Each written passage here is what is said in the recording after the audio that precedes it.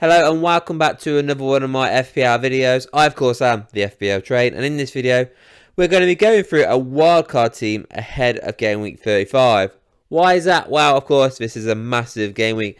Lots of people are going to be activating their wildcard chip for this game week, myself included. Now this is not my wildcard team ahead of game week 35. I've not finalised it. What I've done here is because, I've seen a lot of people put out their wildcard teams for game week 35. I'm not going to lie. They're all pretty much the same, and it's a bit boring to be honest. So I figured I'll do a differential one here just to show you there are other options out there. Now, I'm not going to lie, not every single one of these plays is a differential, because I'm not going to lie, there's certain plays you have to have in your team ahead of game week 35 and onwards, because obviously game week 37 is a massive game week. Obviously you got a double game week, so a lot of people are going to be bench boosting who have the bench boost in game week 37.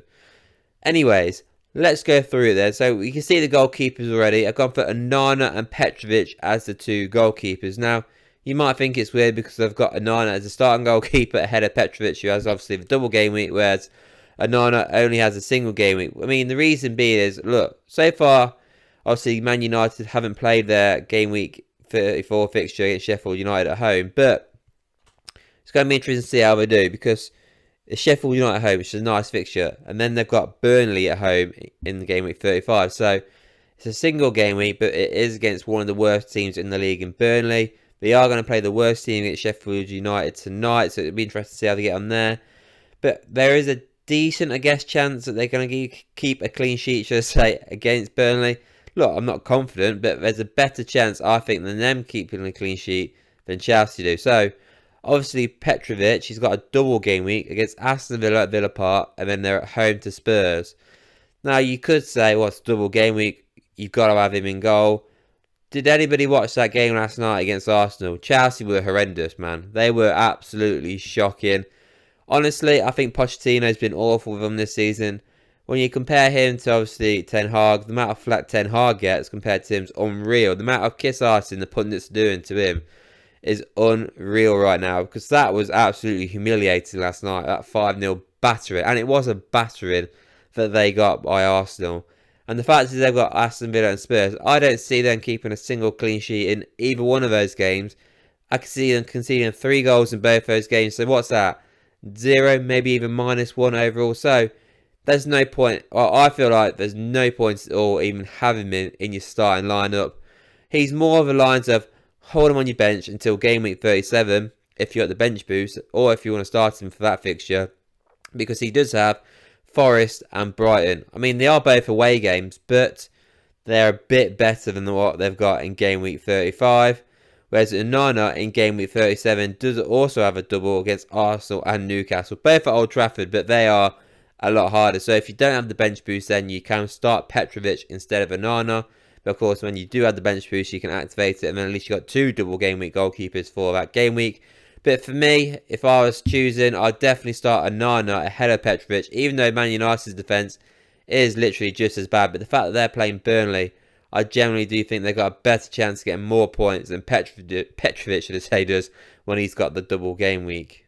On to the defenders now. So if you're picking a team, always go for a back 3, because defenders don't keep clean sheets. So it just makes sense to go for about 3. So starting us off, I've got Robinson as the starting defender here.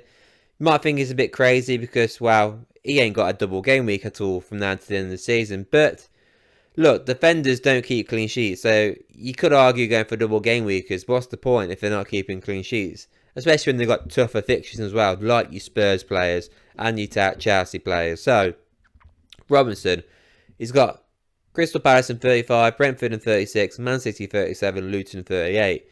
3 out of those 4 fixtures, they could keep a clean sheet there, no problem. Well, I say no problem, there's a good chance. So that's something to look at. Obviously, if you don't like game week 37, you can just transfer him out in game week 37. You don't have to keep this team right through the rest of the season. You can actually make transfers, believe it or not. So that is something that I'll do. He's 4.6 million, absolute bargain. He's done pretty well this season, 8 clean sheets in 33 games, and of course 6 assists. That's pretty decent, to be fair, for a £4.6 million defender. For me, I think he'd be a great outside chance to get you a load of points, so definitely look at bringing him in. Dan Burn alongside him. Now, In this team, I have 1 million in the bank, so I couldn't actually afford Fabian Schär if I wanted to. But obviously, everybody else is looking at Fabian Schär, and rightfully so, because he's been scoring goals. He's a very good scoring defender this season, absolutely smashing. I think the guy's got like, 4 goals this season. It's pretty decent, to be fair, for a centre half.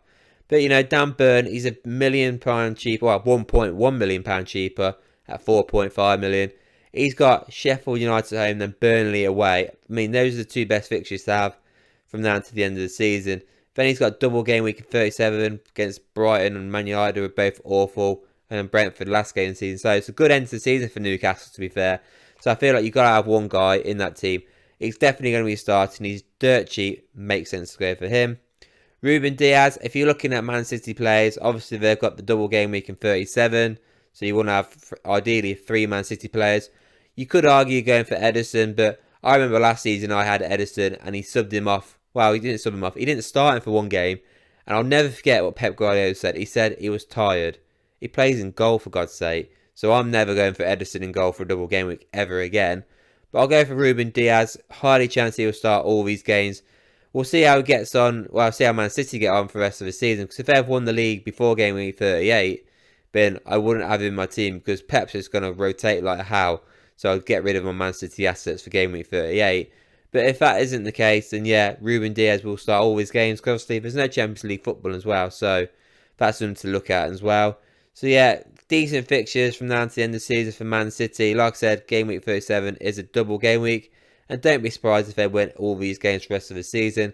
And yeah, he is highly likely going to be starting all these games. So it makes sense to have him. On the bench then, I've got Cucurella. So that might be a surprise at the fact that he's not starting. But look, Chelsea were absolutely annihilated last night. Humiliated yet again. What's the point in even having any Chelsea defenders start, for your game weeks every game week, should I say? I'm blabbering on here. Anyways, they got humiliated by Arsenal. They're now going to face Aston Villa and Spurs.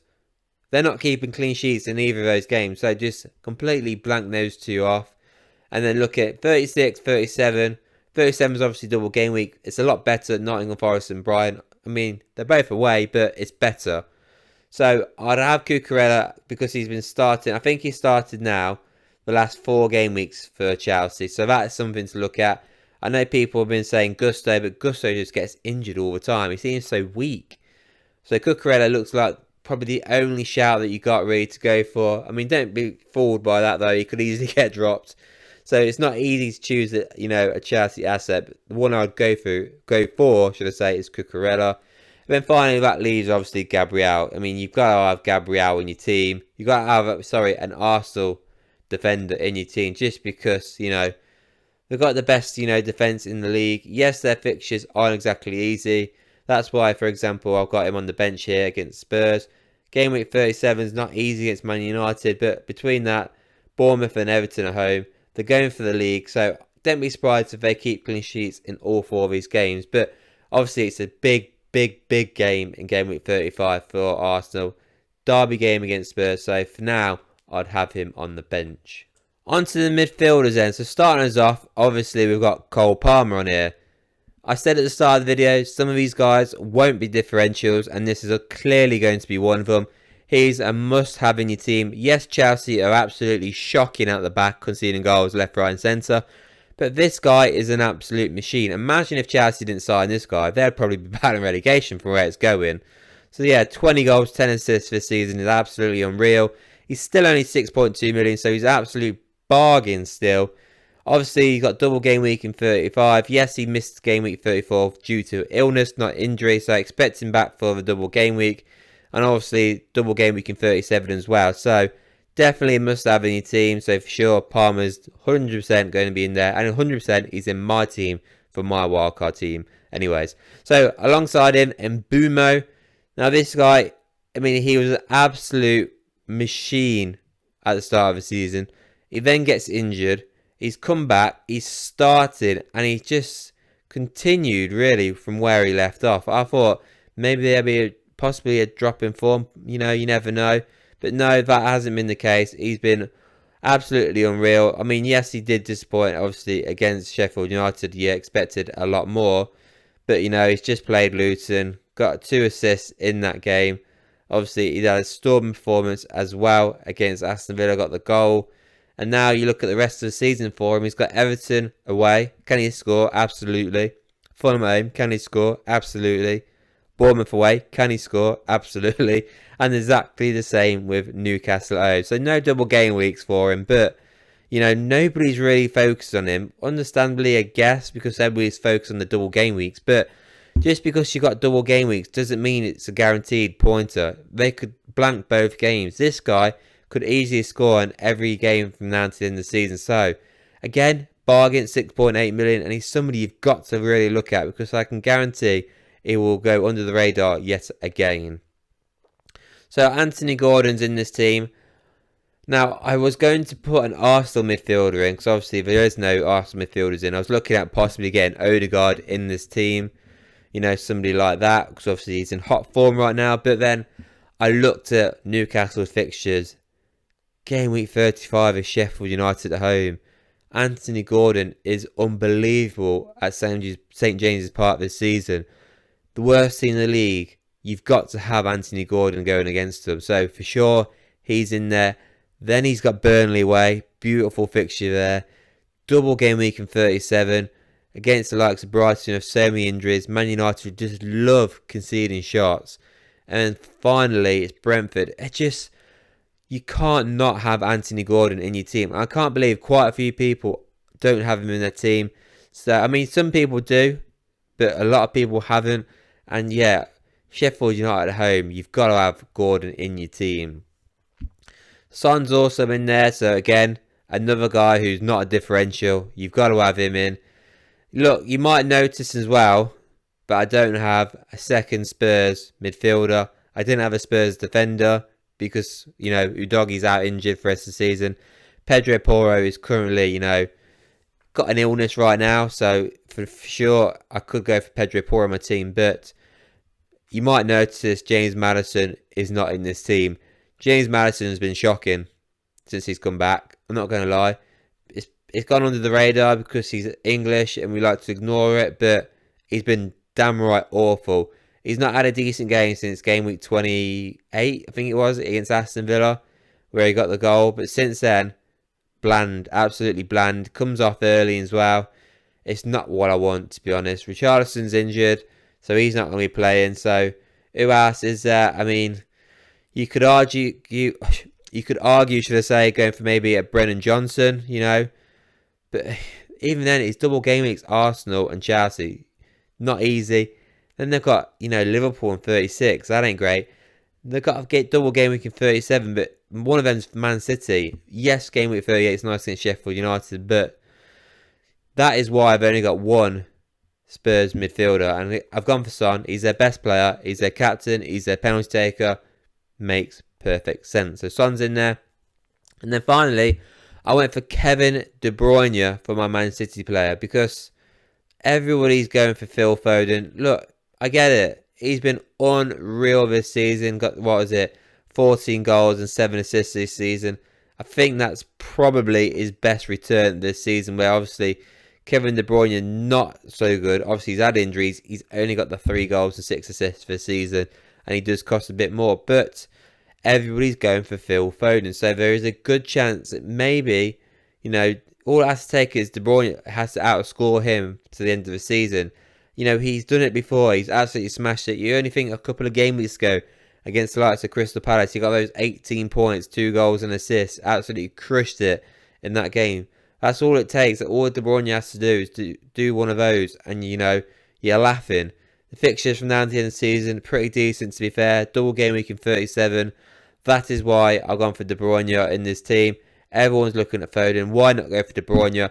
He will start just as many games as Phil Foden. So yeah, I think maybe De Bruyne is worth going for from now until the end of the season.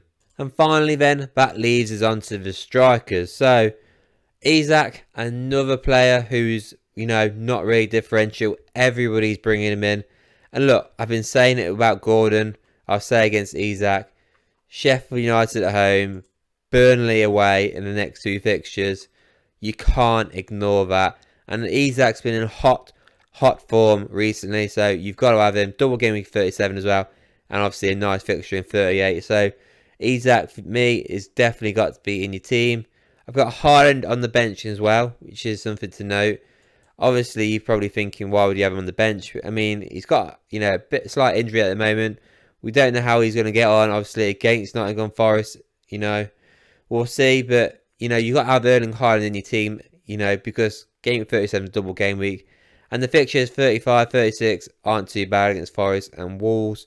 We'll see how he gets on, though. I think he will start against Forest. He's on the bench for now. But, yeah, no, I probably start him for game week 35. But, yeah, Erling Haaland's got to be in your team. And then that finally leaves me then with Werner. I was going to say Werner then. Werner of Spurs. Now, this is a gamble, obviously. Has Werner been setting the world alight this season? Absolutely not. Absolutely not, should I say. But he's got 2 double game weeks. Is he going to start all these fixtures? You look, it's not guaranteed at all that Werner's going to start all these games. You know, they do rotate him at times. But what you got to look at, I guess, is the last 3 fixtures. He has started all 3 of them. That's something to look at. I mean, he didn't start against Fulham before that, but he has started the last 3 fixtures, so we'll see. It's a gamble. Like I said, he hasn't set the world alight, but you've got to go for gamble. It's only 1%, right, picked so far. Now, yes, 2 goals and 4 assists is pretty awful to look at, and the fixtures aren't great, but Spurs aren't going to be winning games. They're not going to be conceding clean sheets. They're not going to be keeping clean sheets, but they could score goals. So Werner is definitely a shout out for a gamble. You've got to go for a couple of gambles in your team, right? We're going for, you know, the same 3 strikers, and I get it. You know, it is worth going for the same 3. So those are, and I'll go double check now. So Isak's obviously 1. You know, Haaland's the other, and it's my mind went blank. Sorry, and it's Nicholas Jackson as the 3rd. But for me, Nicholas Jackson is just crap. There's no other word for him. He is just crap. So I know Werner's not exactly any better, but the fact is he does have double game weeks as well. Everyone's going for Jackson. Who's going to outscore, Jackson or Werner? That is the big question. It's going to be a big debate on which one. So for me, why not go for Werner? Because I don't think Jackson, if he did outperform, is going to be outperformed by much. So why not go for Werner? So that is the differential team that I've gone for here. Let me know what you think of this wildcard team. Let me know what you're doing for your wildcard teams for game week 35. Or if you're not, let me know what transfers you're thinking of bringing in for game week 35. Yes, I've not gone all out on the double game week for 35. I could have easily had 6 double game weeks for this. I've got 3 starting. I could easily put those 2 in to make it 5. But I don't fancy it because I think neither of them are going to perform, to be fair. So let me know what you think. Let me know what you think I've done wrong here. If you like this video, please don't forget to like this video and hit subscribe. And I'll see you all on the next one.